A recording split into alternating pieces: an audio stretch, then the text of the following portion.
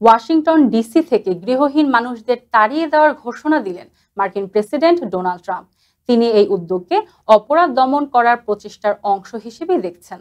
সম্প্রতি শহরের অপরাধের মাত্রা নিয়ে আলোচনা ও সমালোচনা চলছে। 11ই আগস্ট এক প্রতিবেদনে এই তথ্য জানিয়েছে ব্রিটিশ সংবাদ মাধ্যম বিবিসি। 10 আগস্ট নিজের সোশ্যাল মিডিয়া প্ল্যাটফর্ম ট্রুথ সোশ্যালে ট্রাম্প বলেন তিনি গৃহহীনদের ওয়াশিংটন ডিসি থেকে অবিলম্বে সরিয়ে দিতে চান।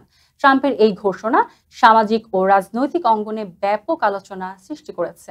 গেল মাসে যুক্তরাষ্ট্রের গৃহহীন মানুষদের গ্রেফতারের একটি আদেশে স্বাক্ষর করেন প্রেসিডেন্ট, যার জেরে গেল সপ্তাহে ওয়াশিংটনের সড়কে নিরাপত্তা বাহিনী মোতায়েনের আদেশ দেন তিনি। উল্লেখ্য, ওয়াশিংটন ডিসির 7 লাখের বেশি মানুষের মধ্যে প্রায় 3,782 জন মানুষ গৃহহীন।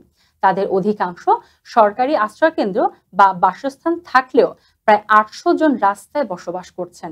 প্রসঙ্গত, 2022 সালে ট্রাম্প গৃহহীনদের জন্য শহরের বাইরে উচ্চমানের তাঁবু নির্মাণের প্রস্তাব দিয়েছিলেন, যেখানে তারা শৌচাগার ও চিকিৎসা সুবিধা পাবেন।